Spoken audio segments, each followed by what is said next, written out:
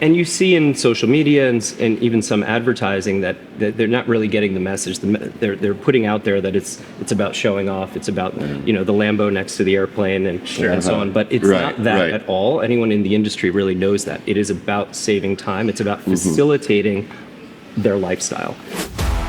Welcome to Own the Jet by Aspen Aero Group, where we share perspectives from some of the leading voices in private jet ownership and business aviation. I'm your host, Derek Savage, along with my co-host, Jason Spoor, president of Aspen Aero Group. Our guest today is David Zipkin from Tradewind Aviation. Tradewind is a regional luxury airline serving destinations on the East Coast and all throughout the Caribbean with a fleet of over 30 Pilatus PC-12s. Join us as we dive deep into the mechanics, mindset, and moments that define jet ownership. And together, we'll learn what it takes to own the jet. David Zipkin, thank you so much for joining us for Own the Jet. David Zipkin is the Chief Commercial CCO of Tradewind. Yep.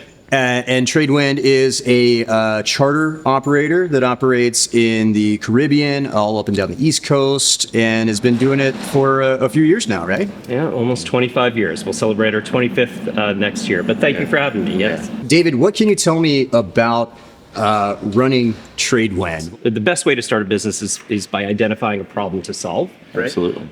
So right around the time we were both getting out of school, I did something briefly in New York with the first .com boom, aging myself. Yeah. But soon after that, we decided, let's look at the aviation landscape, and we'll see where's the biggest gap. Yeah. And it became pretty quickly evident that the biggest gap that we saw was with shorter distance and medium to short distance flying.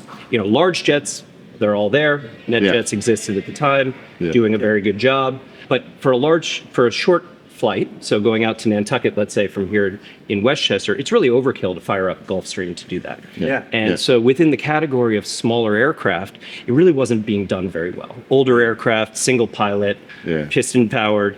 And so there's this really big gap. Around the same time, or just before that, the new single-engine turbine turboprops were coming of age. So we decided, let's go for it. So let's do short-distance travel in the right aircraft, but without compromise to the experience. And so we bought a Cessna Caravan, we gutted the interior, put a private jet interior inside, decided from the outset everything would be two-pilot, added in all of the extras, the catering and the this and the that. And off we went. We started with one aircraft. Very quickly that turned into two. Wow. Still with the Caravan. Still with the Caravan at the time. We transitioned from Caravans to PC-12s around 2000. Well, we started operating PC-12s in 2003. So pretty quickly afterwards, but then full transition 2012. What was that first route? So first it was private charter, anywhere you wanted to go. And out of this area, Westchester, Greenwich, and so on, a lot of people were going out to Nantucket. And it turned out we were flying quite a bit there as a result.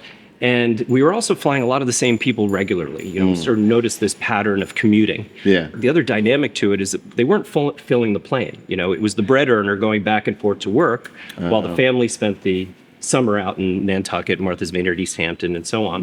In various ways, basically, this group of people who were chartering with us, they came to us and said, I don't use the whole plane, and I also know, Joe and Susie and Billy, who also do the same thing. Can we share a plane?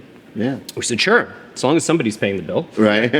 And that became the beginning of what was, at that time, a shared charter. So we were really crowdsourcing it. So I remember back in 01, 02, we would put it out to the group of people and say, when would you like to fly? AOL Instant Messenger back in the day. For anyone who can remember that. And they would consult amongst each other in the in the banks or whatever they were doing, and they would come back and say, "We've decided on 5 p.m." We'd say, "Great, that's your scheduled flight." And they're selling by the seat.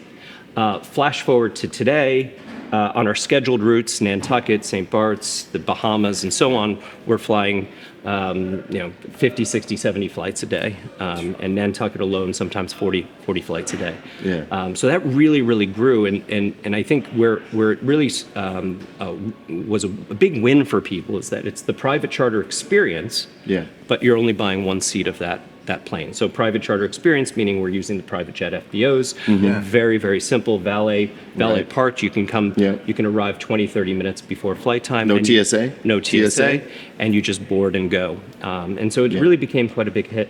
Nice, nice. So, talking about using the right aircraft, using the right plane for the job. So before you were doing what you're doing here with Tradewind, it sounds like you're either paying way too much for way bigger of a plane Correct. to go a short distance, or you're having a subpar experience because it's like an older like piston plane, single pilot piston plane just kind of sucks. Mm-hmm. Just to fly that. So you're giving. So the opportunity you saw was, how can we give people like that like jet experience, like that they like, without it costing like huge jet prices. Right. And for many of our clients, they actually do also fly in larger jets. Right. So it's not just a cost savings, I can't afford the bigger thing, but it's about being smart about it. Right. It's about using the right tool for the job. Gotcha. And so we see a combination of that as well. We actually have a brokerage arm of the business where we'll sub out charters to larger jet operators. Okay. And a lot of it is the same clients, but they know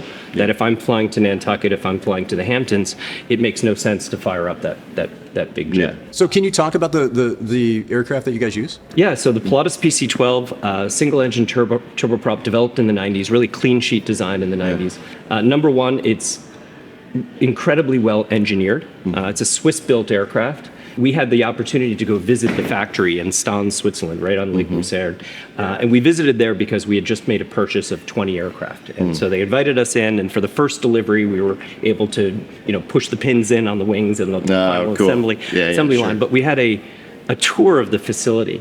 And we've been to other manufacturing facilities for other companies before, and I'm not going to name names, but it was those were factories, oil on the ground, a lot of yelling, a lot of screaming, a lot of noise. Yeah. This was like you would imagine building that Swiss watch. Everyone is in perfectly manicured outfits. They have little earpieces to not be yelling at each other. Yeah. You could eat off the ground. Yeah. It's really an incredible organization. They do a very good job. Are there? It's just that aircraft that you fly. It is now. Yeah. Over the years, we've operated many different types, King Airs, Caravans, as I mentioned, TBMs, Citation jets, various versions of Citation jets. About 6-7 years ago, we decided that commonality is really important. Sure. From an efficiency standpoint, training, pilot training, maintenance, and also from a market standpoint, to be really the expert in one type is very, very important. And we made that transition, and it's been great. Yeah. It really has. How many of those do you have? We operate 32 Pilatuses now. Okay. Awesome. Sorry, 33 as of a couple of weeks ago. So I'm guessing you're a pretty big customer for these guys. We're close with them. Yeah. So would you say you're adding how many a year? I don't even know, I guess. Averaging 3 to 4 per year, sometimes 5. Depends on the year. So pilots, how many pilots? A lot. Yeah. We have about 120 pilots right now. Yeah. And 350 in the organization total, 350 employees, team members. Wow. And so quite a few pilots in the ranks. Yeah. Nice. So with pilots, I'm going to kind of diverge a little bit, but of course we're kind of in the industry now where pilots are a shortage. Yep. And getting pilots is somewhat taxing. How are you dealing with that, or how are you working that? Well, it depends on when you ask me. Okay. Today, the pilot situation has been quite good. Okay. 2 years ago, very different story. Yeah. It ebbs and flows with lots of things, but for us, it's really driven largely by how quickly the airlines or the larger private jet operators are hiring. Because we are a very well-known now incubator for great pilots. Yeah, good. They tend to be with us earlier in their career, and they get incredible experience, turbine experience, international experience, high volume New York airspace, challenging environment, and so their resume looks great. Yeah. And so if the airlines are hiring well and they're hiring fast, they're going to take them more quickly. Yeah. Help me understand what the difference is between, because you've described the jets, the aircraft that you operate, they're turboprops, is that right? They are. Okay. What for me, because I don't know, what's the difference between a turboprop and just what you would think of as a jet? Oh, as a jet. Or well, I guess is there a Essentially- difference? Essentially, it's the same technology Right. in the inside. You know, Okay. it's turbine. The propulsion in a turboprop is on the outside, and propulsion on a turbojet is on the inside. And it's a common misconception, people looking at planes and kind of associating their safety with what they see. Right, right. Oftentimes, prop is a big turnoff, but it's less about the prop showing there than it is what's powering it. Right. And so the older props are piston powered, which is like your car internal combustion engine, and those are less reliable. Most piston aircraft, especially in the commercial aviation space, are twin piston aircraft for that reason. But as soon as you move into turbine, it's a whole different story. The reliability is incredible, and you get a lot more power. As a result, you know, the Pilatus, for example, we're flying, it's a pressurized cabin as well. Yeah. So we're flying high and we're flying relatively fast. That creates an extra level of safety, and of course, you're getting there faster. And the efficiency is incredible. The efficiency is incredible, and you know, the other thing I should note about the Pilatus is that it has incredible short field performance.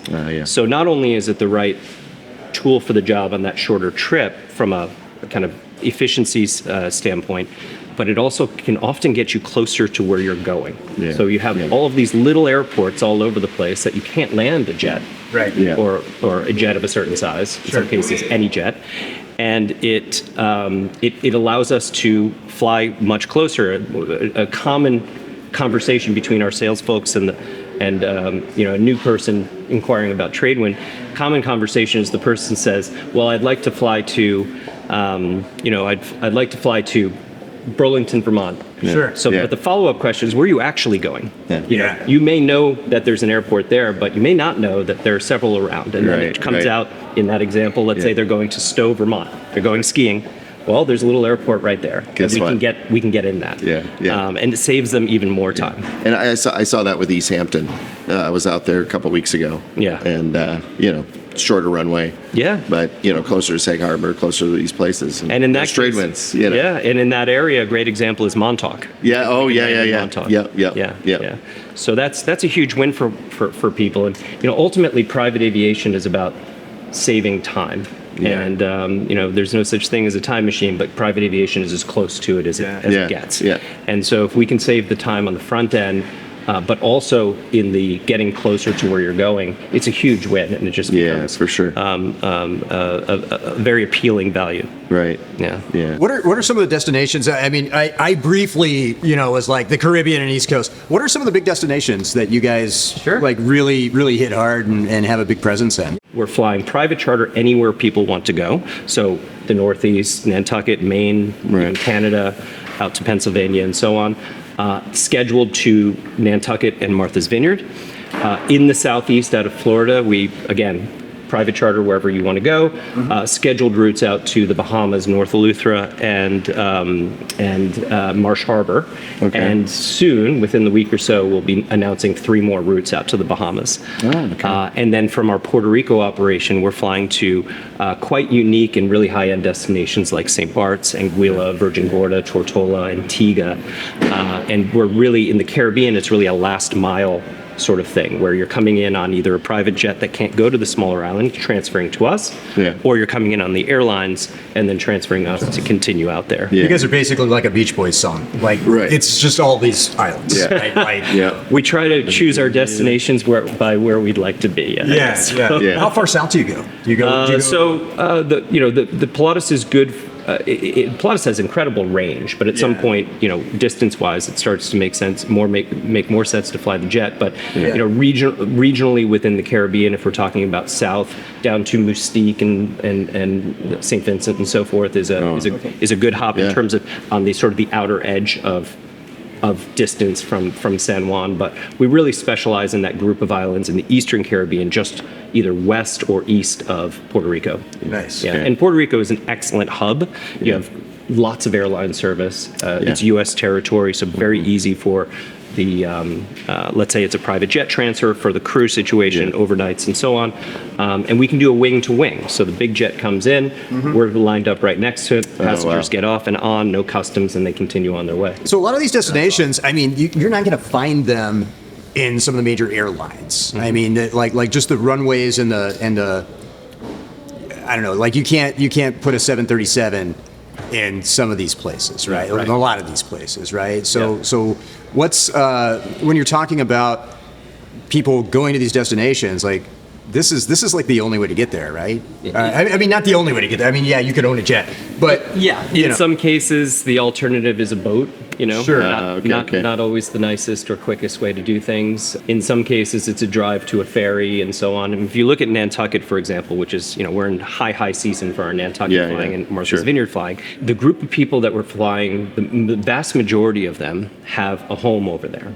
If you were to drive and take a ferry, I mean, that kills a full day. Right. It's really hard to do a weekend or even a long weekend. Sure. And even with the airlines, the airlines do fly to a place like Nantucket, but you're still wasting 2 or 3 hours for a 40-minute flight. Right. And that's just not a good experience. Right. And I've had clients say to me, I wouldn't have bought the house in Nantucket if it weren't for Tradewind. It makes it feasible. To be able to. Makes do a ton of sense. Nice. So how often do you get somebody booking a flight with you where they have not flown in like a small jet or like a private jet or flown privately in the way that you fly people? How often do you see that where it's like their first experience with something like that? What kind of reaction do you get from them? Yeah, so I think a lot of the misconceptions were put to rest. There are some people who can afford it but don't do it because they may think it's a flashy thing to do. I'm not a private jet type of person. Right.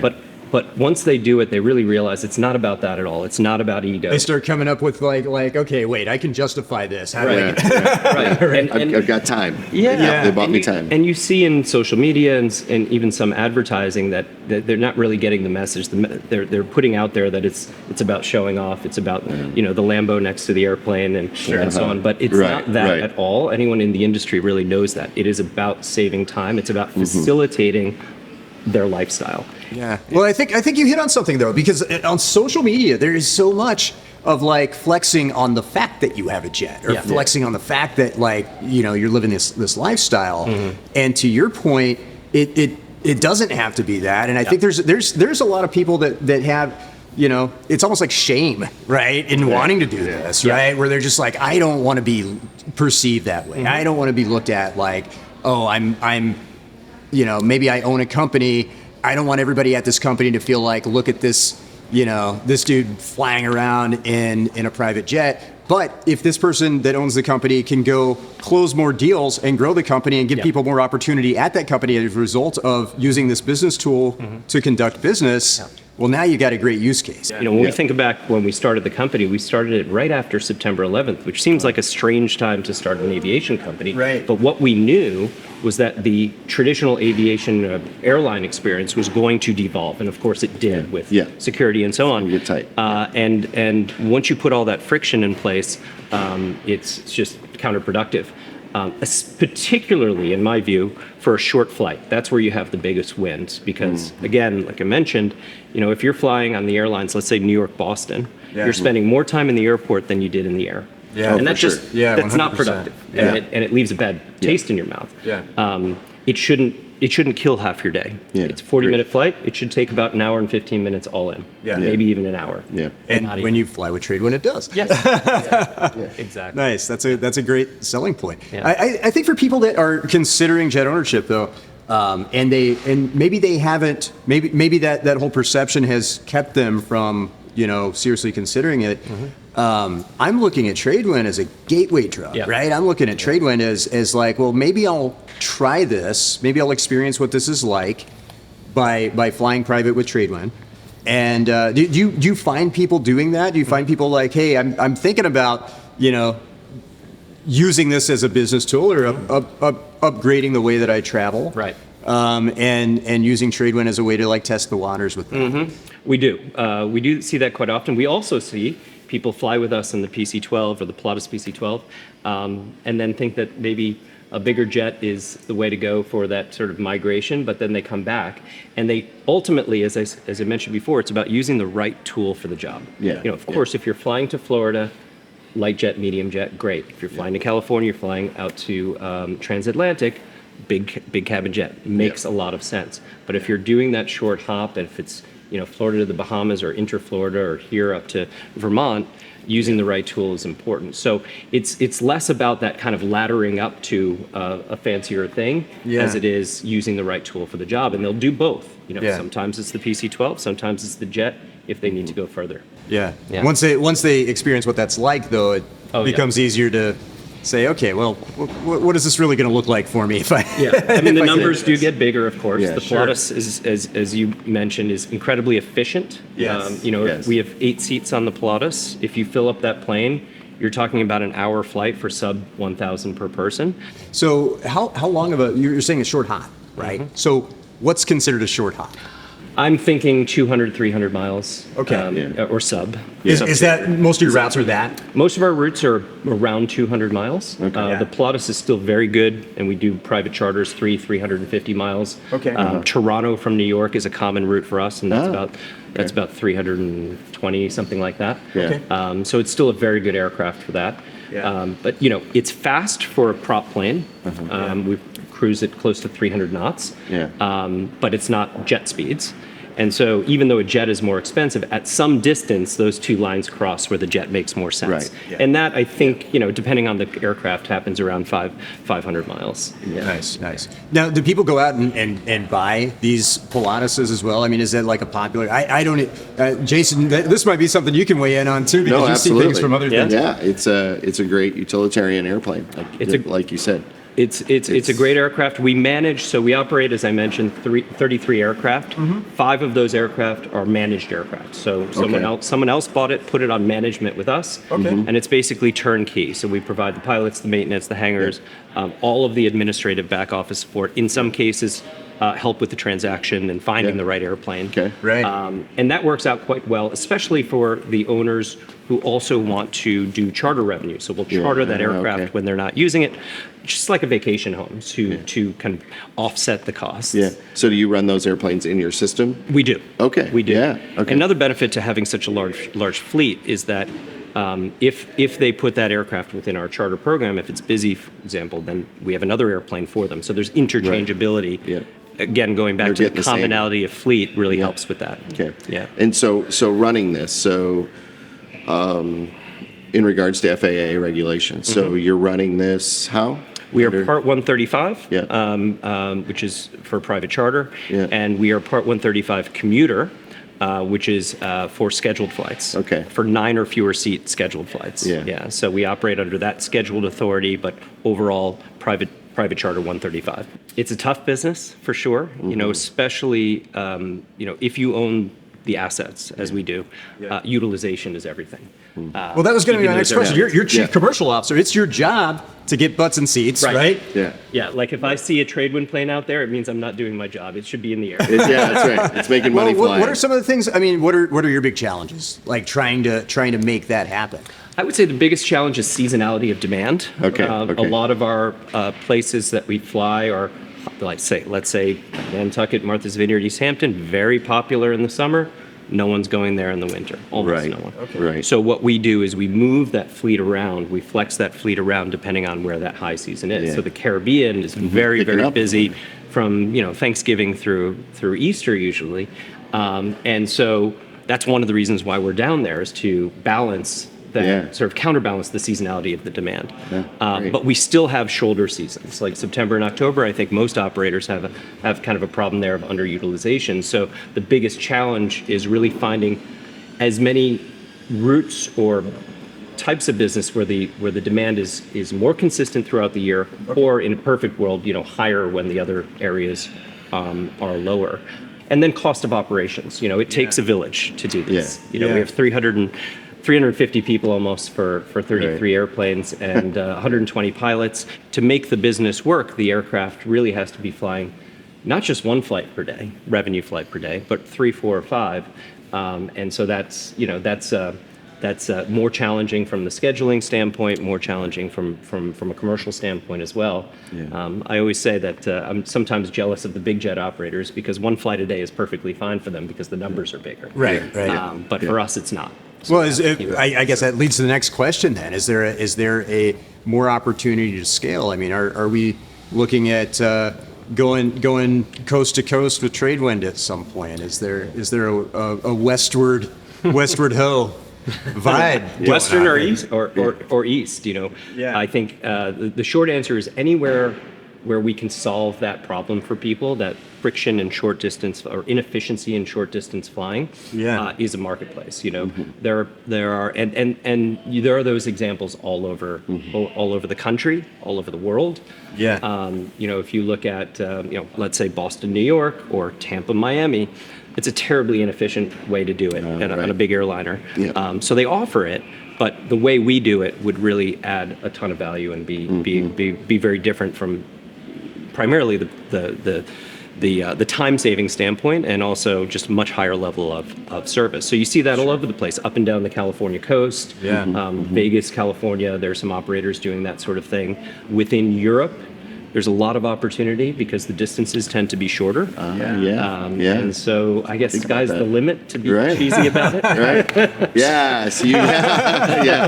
But again, you know, we're very, very careful about how quickly we grow. You're in an industry where, you know, there are things that can affect profitability that, you know, you don't necessarily have direct control over, and you kind of have to like roll with the punches on things, right? I mean, we've got fuel prices are increasing, just basic operational costs, you know, inflation, tariffs. Yeah. Can you talk about some of that and how you guys are handling it? Yes, the short answer is yes. There are a lot of uncontrolled items in our cost structure. Even ground fees, FBO fees, a lot of consolidation in the FBO world where pricing is now going up quite a bit.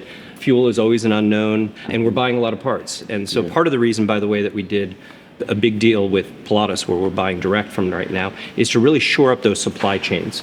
So because from a speed standpoint, we need parts when we need them, and it's better to be working in some cases directly with them. But the cost can change quite a bit. You know, our costs do go up quite a bit, even tariffs aside, every year. How much of that can be absorbed into pricing into the marketplace is anyone's guess. You know, you can't move too fast in that way.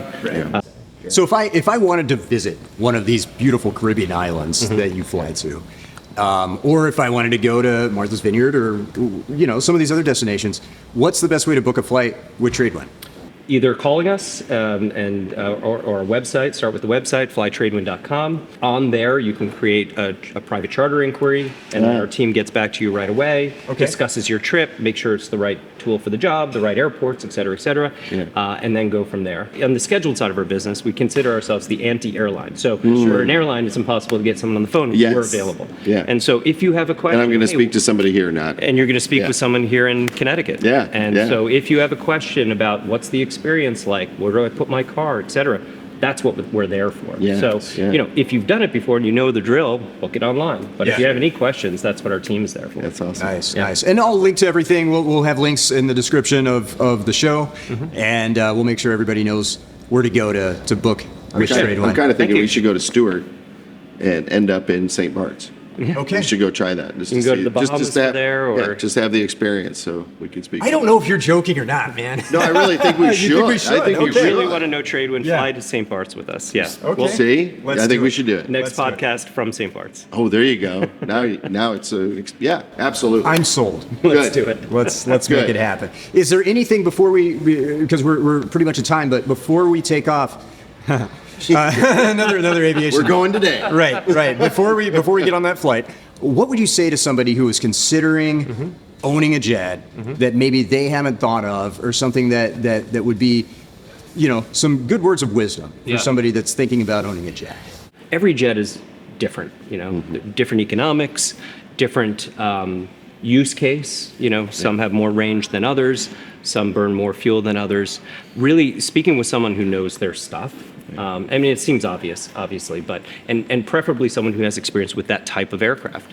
What you don't want is just because, like, if someone calls us, if we're going to manage the plane, it's a Pilatus, but we're not in the business of selling them into a Pilatus if that plane doesn't make sense for them. So really that neutral view on what is your mission, and let's find the right aircraft for it, and really be kind of honest about what you expect for cost, for sure. You know, there's really no such thing as making money on a jet, even if you put it out into the charter marketplace. It makes it hurt a lot less. But just being prepared for all of that and understanding and working with an organization that can lay out all those options for them. Nice. Like yours. Yes.